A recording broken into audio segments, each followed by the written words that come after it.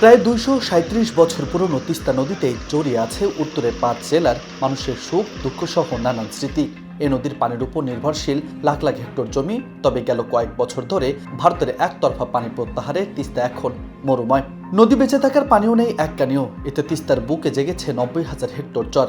আর এর কারণেই বর্ষা মৌসুমে দেখা দেয় আকস্মিক বন্যা। নদী গবেষকদের মতে এমন বাস্তবতায় প্রতি বছর ক্ষতি হয় ১ লাখ কোটি টাকার সম্পদ। এছাড়াও সবচেয়ে বড় সমস্যা ভারতের একতরফা পানি প্রত্যাহার। তারপরও নদী শাসনে গেল কয়েক বছর ধরে আওয়ামী লীগ সরকার মহাপরিকল্পনা নিয়ে গুঞ্জন ছড়িয়ে করেছে টালবাহানা। তবে অন্তর্বর্তী সরকার আসার পরে উত্তরে ৫ জেলায় প্রায় ২ কোটি মানুষের সুবিধার্থে হাতে নেয় মহাপরিকল্পনা। প্রায় ৮,৫০০ কোটি টাকা ব্যয় ধরে ১১৩ কিলোমিটার দৈর্ঘ্যের এই মহাপরিকল্পনার কাজ হাতে নিয়েছে পাওয়ার চায় না। প্রকল্পে কি কি থাকছে তা নিয়েই নীলফামারী জেলা প্রশাসনের সম্মেলন কক্ষে এই মতবিনিময় সভা। প্রকল্পের নকশা অনুযায়ী জানা গেছে, নদীর দুই ধারে শক্তিশালী বাঁধ নির্মাণ, গ্রোয়ের নির্মাণ আর ড্রেজিং এর মাধ্যমে পলি অপসারণ করে ফেরানো হবে নদীর নাব্যতা। তবে এই সভার বেশ কয়েকজনের ছিল বিরূপ মত। নদী গবেষকদের দাবি, পাওয়ার চায়না ইতিপূর্বে এই ধরনের নদী প্রকল্প বাস্তবায়ন করেছে কিনা সেটিও পর্যবেক্ষণ করা দরকার।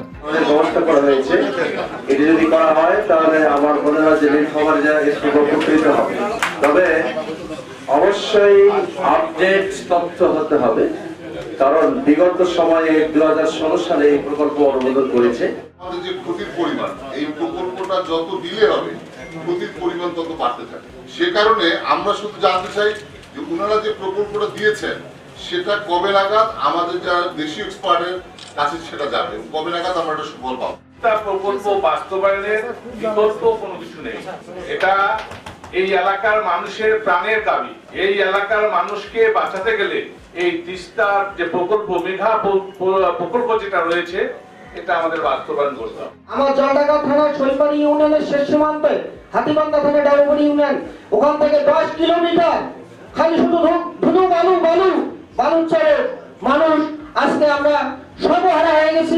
আমাদের কথা হচ্ছে তিস্তা হচ্ছে সারা বাংলাদেশের মধ্যে একটা ভিন্নতর নদী। মার্চ মাসে গিয়ে একটা গ্রাম দেখলাম, আমরা এপ্রিল মাসে গিয়ে দেখবো ওই গ্রামটা নেই, পুরোটা পানিতে চলে গেছে। আমরা জুলাই মাসে গিয়ে দেখবো সেখানে চর জেগেছে। আমরা শীতে গিয়ে দেখবো সেখানে চাষাবাদ হচ্ছে। অর্থাৎ শিকস্তি পরিস্থিতির যে আইন আছে এটা এই নদীতে প্রয়োগযোগ্য নয়। ফলে এই জমির মালিকানা নদী পাড়ের মানুষ যারা ভেঙে গেছে তাদেরকেই এই জমি দিতে হবে। এই জমি তারাই মালিক। এটা যদি বিদ্যমান আইন কাঠামোতে নেওয়া হয় তাহলে নদী পাড়ের মানুষ ক্ষতিগ্রস্ত হবে। এই প্রকল্প ভূরাজনৈতিক প্রেক্ষাপটে কোনো প্রভাব ফেলবে কিনা, এছাড়া পরিবেশ রক্ষায় কি উদ্যোগ থাকবে, উঠে আসে জেলা প্রশাসকের বক্তব্যে। আপনাদের যতগুলো বক্তব্য আছে, অনেকের বক্তব্য আছে, আমরা সবাই দিতে পারি। এই বক্তব্যগুলো লিখিত আকারে যদি দেন, আমরা তাদের সাথে কনসাল্ট করব। এটা আরো জাতীয় পর্যায়ে এটা নিয়ে গবেষণা হবে। গবেষণা করে ওনারা এটা কারেকশন করবে। কারেকশন করে আমরা বাস্তবায়নের দিকে যাব। এখানে জীববৈচিত্র্য বিষয় আছে।